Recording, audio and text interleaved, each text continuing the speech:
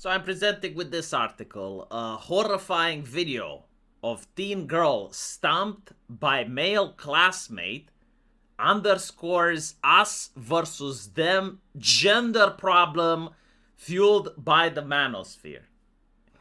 Where do I even begin with this? So, first and foremost, I am to believe that before the invention of the internet, you did not have violence. You did not have people that are criminals. You did not have delinquents. It's only after Andrew Tate came along that this has started to happen. Like, the world was an extremely peaceful place, but then people logged on TikTok and they understood that it's actually an us versus them mentality. And so they went out and they started abusing women despite the fact that there are cops, despite the fact that there is law and order, despite the fact that the left is pursuing justice, social justice, right? That's the reality that the mainstream media is trying to pull me in. You can imagine, by the way, the type of gentleman that did this just by the headline. We have reached a level of communication where I don't even need to say anything for people to know. Like, that's how advanced right-wingers have become. No more words need to be spoken. Body language isn't required. Like, political correctness and censorship have caused us to evolve like the X-Men. We can understand each other without needing to communicate. Anyway, right, so another interesting thing that I have here is the way they are saying the manosphere is the problem, right? These are the same people that say Antifa is just an idea. It's just an idea. It's anti-fascist. What's wrong with it? Well, what's wrong with the manosphere? It's just an idea on what it means to be a man. Like, what's wrong with being a man and being inside the sphere, right? But anyway, I understand that the gender problem, the us versus them mentality, is coming from the manosphere. Meanwhile, in the real world, we have videos that apparently journalists do not have access to. Like, they are absolutely unaware that things like this, which get millions of views, exist on the internet. So let's listen to what this lady has to say. I don't date men anymore. I don't see them as people. I don't believe that they should even be allowed to vote. Yeah. Cut it if not. I mean, before. that's why we're in this situation, because they're voting. That's what I'm saying. Like, I feel there should be a program They start off in jail. Yes. Like, start off in jail. Start off with no rights. You actually get none. And then you can earn them. And a woman can say, you know what? Like, he should be allowed to maybe vote. He's going to vote when I want him to vote. That's how I feel. So. Do you know what's interesting about this, right? These women do not wonder, like, what would happen when they have a son? Like, do they view themselves as mothers, you know, like, holding the newborn up to their titty, and then, like, what, like, someone, I don't know who, because probably not men, right? Like, other women would just rip the baby away from them and put it in jail until another woman decides that he has the right to vote and gives your child the ability to do things. Again, this is really interesting. I don't even know what to say. So, the only reason that these ladies manage to go through life without having kids is because someone else has to pay for them, right? Like, if you look at human history for most of the time, this is even true today, the father was providing safety for the household. Like, if you live in a village, right, and you have a bear, like, it's not her that's going to go and fight the bear, right? No, it's her brothers, her fathers, her uncles. Like, that's pretty much how it's supposed to be, and that's pretty much how, like, society has always been. If other bad men come to the village, it's not her that's going to stop them, right? Like, again, it's the men.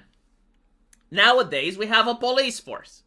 Who's paying for that police force? Someone else's children, right? When she is old and she doesn't work anymore, society requires someone else's children to work so that they can be taxed and pay the police force, to pay for her retirement.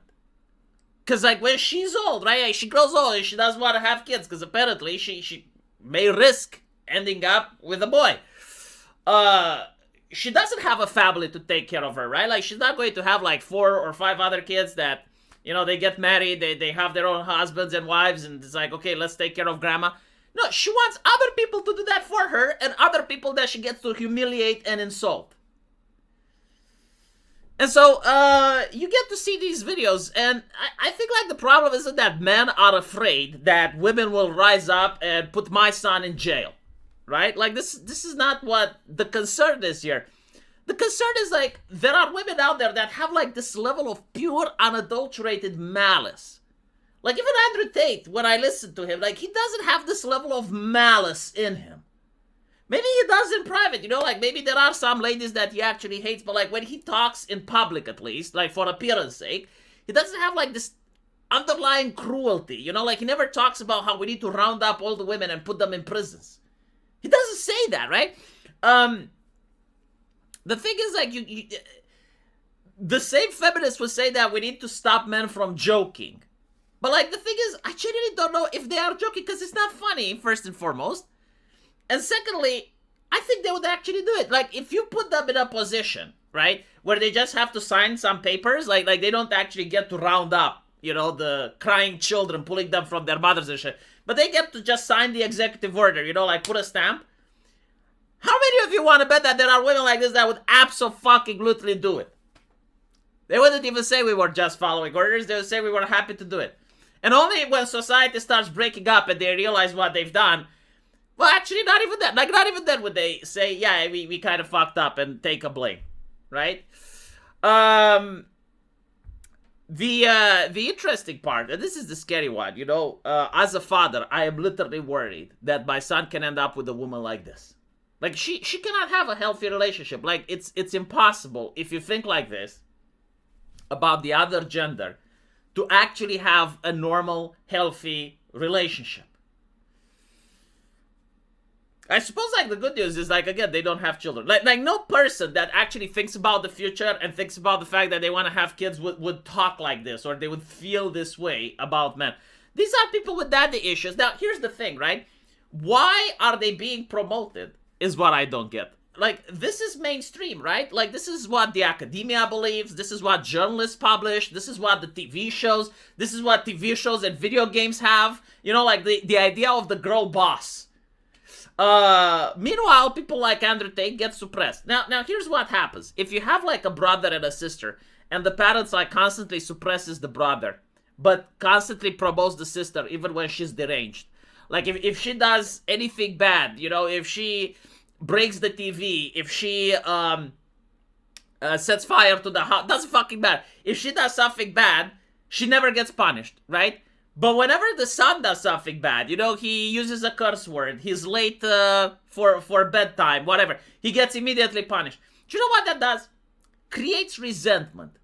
And so the question is, like, who is the parent in this situation, and why are they interested in creating resentment and fostering disdain among the public? Because, as you can see here, right, they're blaming the manosphere while completely ignoring this. Like, they're not treating them the same. Like, either you just allow people to talk freely, and if you allow people to talk freely, like, I guarantee that shows like this wouldn't exist, simply because, like, there would be extremely heavy criticism towards this type of show, right? Like, everyone would mock it, everyone would ridicule it, like, it would not have an audience. But the thing is, like, if people try to do that, they get banned from social media, in some European countries, they get arrested, like, they're not allowed to talk against this. Meanwhile, talking against the manosphere is actually promoted, championed, and glorified. So, of course, you have resentment. And the question, like, again, is, like, why? Why did the politicians and the enforcers, like the people that are bureaucrats in the enforcing society, why are they interested in funding hate? I mean, we saw the SPLC literally funding hate, right? So the question is, like, how much taxpayer money is also going into creating this situation? Let me know what you guys think. And as usual, I will see you in the comment section. Take care.